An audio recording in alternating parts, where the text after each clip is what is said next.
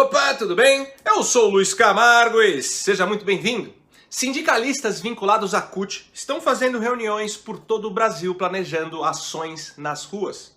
O senador Humberto Costa do PT afirmou em seu Twitter que Bolsonaro está com os dias contados. Gleisi Hoffmann declarou: "Vamos fazer uma violência internacional." E o cachaceiro também não perdeu a oportunidade de inflamar a sua militância. A gente tem que seguir o exemplo do povo do Chile, do povo da Bolívia.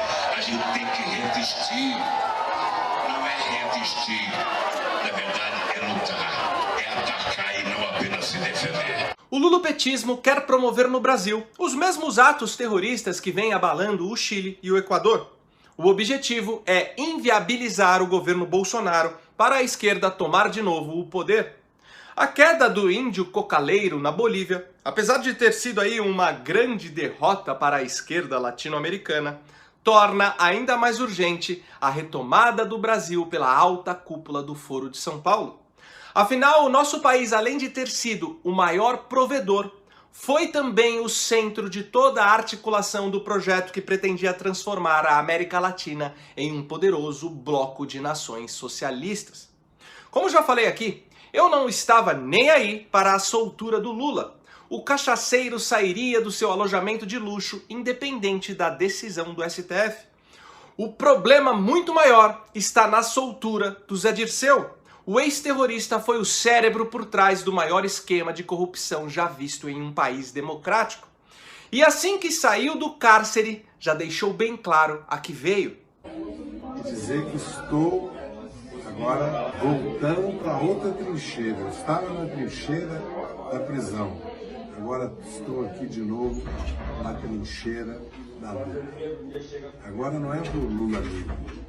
Agora é para nós voltarmos e retomarmos o governo do Brasil. Para isso, nós precisamos deixar claro o que nós somos. Nós somos petistas de esquerda e socialista. Bom, para quem ainda não sabe direito quem é esse sujeito, eu vou tentar resumir aqui sua biografia. Entre 1965 e 66, Zé Dirceu participou da formação da Dissidências, organização que tinha afinidades com o grupo do terrorista Carlos Marighella, que mais tarde viria a formar a Aliança Libertadora Nacional. Em 1968, Dirceu foi preso por envolvimentos em atos revolucionários, que incluíam atentados à ordem pública e práticas terroristas.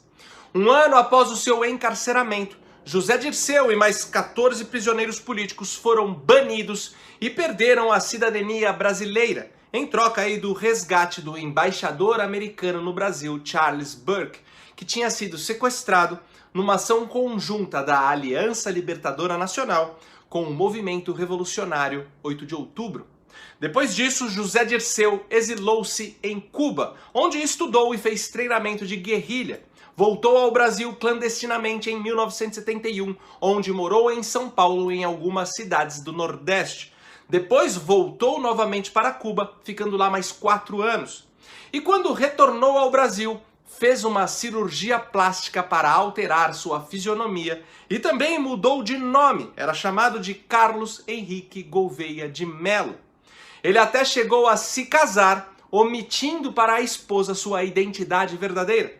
Em 1979, com a anistia, retornou a Cuba, desfez a cirurgia plástica e depois voltou definitivamente para o Brasil, se estabelecendo em São Paulo, onde começou a participar das atividades políticas que resultariam na fundação do PT em 1980. E agora Dirceu está solto para arquitetar o plano de retomada do poder. Não se enganem, Lula diante dele não passa de um animador de auditório. Porém, um animador de auditório extremamente necessário para atrair e controlar uma multidão de idiotas úteis.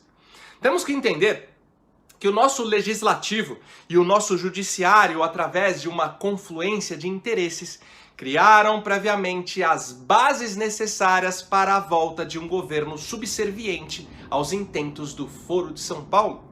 Vemos isso claramente no aumento do fundo eleitoral, que dará sustentação financeira aos partidos. Na lei das fake news, chancelada pelo Kim Kataguiri, que além de impedir que as narrativas da extrema imprensa sejam desmascaradas, vai também mitigar o avanço conservador nas redes sociais e mídias alternativas. A lei de abuso de autoridade, que vai frear a ação de procuradores e juízes no combate à corrupção. E o fim da prisão em segunda instância, que foi o golpe fatal contra a Lava Jato, que além de soltar a conta-gotas milhares de criminosos, acabará com a dinâmica das delações premiadas, responsável pelo grande êxito da Operação Lava Jato em colocar na cadeia os ricos e poderosos. E por fim, concederá imunidade para que todos aqueles que circulam nos corredores do poder cometam todo tipo de transgressão contra a República com a certeza de que seus crimes cairão na prescrição. Porém, nem tudo está perdido. Hoje temos um poder executivo agindo como ponto de desequilíbrio nessa dinâmica maléfica. No entanto, esse poder nada pôde fazer para conter o avanço de todas essas medidas que acabei de citar. E é justamente isso que está fazendo com que parte dos influenciadores que ajudaram a alavancar a eleição do Bolsonaro agora se volte contra ele com duros ataques. Tudo por conta de uma profunda imaturidade política que os impedem de entender que o sistema democrático não dá condições para que um sujeito, munido apenas de sua caneta presidencial, mude um cenário que por quase 100 anos foi dominado por uma sucessão de regimes populistas e ditatoriais e que de 2002 a 2016 foi completamente aparelhado pelos interesses do Foro de São Paulo. Sendo assim, no momento que o presidente mais precisa do apoio dos seus influenciadores para manter o povo unido ao redor do seu governo, estes estão sendo usados para justamente enfraquecer o último obstáculo para a volta do lulopetismo. Como disse aí o Olavo de Carvalho, abre aspas, Bolsonaro é de longe o melhor governante que o Brasil já teve. É lícito criticá-lo, mas jamais combatê-lo. Os que o atacam e os que o traem deveriam pedir perdão ou serem jogados no esgoto da história. Fecha aspas. Esse papo aí de acordão beira a insanidade. Bolsonaro está passivo perante as decisões do STF porque a base da democracia é a independência entre os poderes. E o presidente, como chefe do executivo, tem por obrigação preservar isso. Um presidente que atua contra o legislativo ou contra o judiciário comete um suicídio político. Por isso que, estando no Planalto, é preciso saber jogar esse jogo se quiser chegar em algum lugar. Hoje temos no STF 11 ministros que foram indicados pelos inimigos. Se o Bolsonaro começar a se contrapor publicamente contra as decisões desses ministros, eu não dou 6 meses para começar a ser tramitado um processo de impeachment contra ele. Agora vamos raciocinar um pouco. Todos os ministros desse governo, de forma inédita nesse país, foram indicados de maneira independente e seguindo critérios estritamente técnicos. Bolsonaro colocou Sérgio Moro, o maior ícone do combate à corrupção, no Ministério da Justiça. Ou seja, ele já provou por A mais B o seu comprometimento com uma nova forma de fazer política, sem o tal do toma lá da cá. Será que agora ele voltaria atrás e indicaria um PGR e um AGU exclusivamente para atender um acordo espúrio com o Supremo? Acordo esse capaz de destruir seu governo em todos os níveis em troca apenas de livrar seu filho de um suposto crime que nem denúncia formal possui ainda. Para livrar seu filho de um suposto crime que demoraria anos para sua condenação por conta aí dos inúmeros recursos cabíveis e que, caso fique mesmo comprovado a sua culpa, apenas seria no máximo perder o mandato e devolver o dinheiro. Será que o presidente sujaria todo o seu legado por algo tão ínfimo? O Nando Moura, inúmeras vezes aí, fez vídeos dizendo que os interesses do Foro de São Paulo estão expressos na escolha do Procurador-Geral da República e na escolha da Advocacia Geral da União.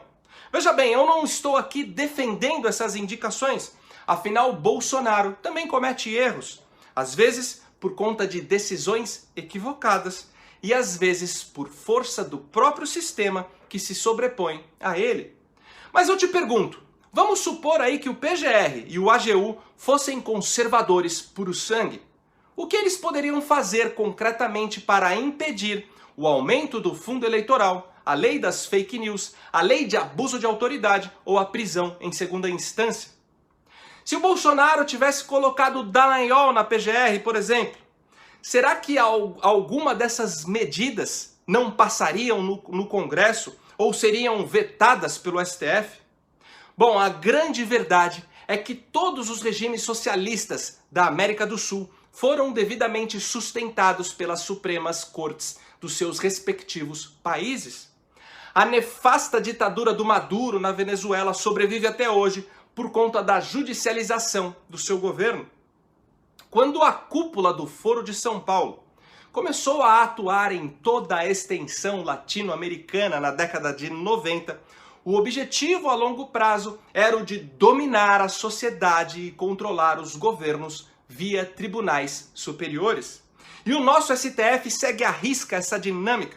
Em face disso, não adianta nada eleger um governo de direita contrário aos interesses políticos que controlavam o nosso país até então, sem alterar a composição da nossa Suprema Corte. E temos apenas 2 meios eficazes para fazer isso.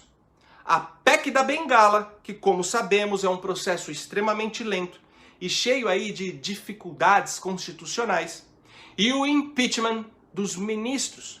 Eu não incluo a CPI Lava-Toga, pois o único sentido desta é trazer à tona alguma ilegalidade para assim criar uma comoção popular que force o Senado a abrir um processo de impeachment contra algum dos magistrados. Só que a ilegalidade já existe e a comoção popular já está sendo fomentada, sem precisar perder tempo com uma CPI que inevitavelmente acabaria em pizza. Carvalhosa já tem pedidos de impeachment protocolados contra Gilmar Mendes e Dias Toffoli. Porém, o do Gilmar é o mais bem fundamentado, é o que tem maiores chances de funcionar. E como não dá para fazer correr 2 processos ao mesmo tempo, Gilmar, a mistura do mal com o atraso e pitadas de psicopatia, será o primeiro alvo. Dia 17 de novembro, vamos todos apoiar as manifestações que ocorrerão no Brasil todo pelo impeachment do ministro que mais atuou contra a Lava Jato e que mais soltou criminosos da cadeia. A queda do Gilmar Mendes converge em uma única pauta: a indignação do brasileiro perante a todos os desmandos do STF, incluindo principalmente a decisão de acabar com a prisão em segunda instância. Se a gente conseguir fazer com que o Batoré desengavete o pedido de impeachment contra o juiz mais atroz da nossa Suprema Corte, esse será, depois da eleição do primeiro presidente conservador desse país, o movimento político mais importante dos últimos 30 anos. Até porque Gilmar é só o primeiro. É ele que vai preparar o território para, na sequência, cair o Dias Toffoli também. Lembrando que ano que vem o decano Celso de Mello se aposenta. E em 2021 será a vez de Marco Aurélio de Mello. Ou seja, com o impeachment do Gilmar Mendes, Bolsonaro poderá, no seu mandato, indicar 3 novos ministros. E é exatamente isso que vai desarticular completamente os objetivos do Foro de São Paulo e os intentos de Lula e Zé Dirceu para o nosso país. E por hoje é isso aí. Deixa aqui nos comentários a sua opinião. Curte e compartilhe o vídeo para ele ganhar relevância.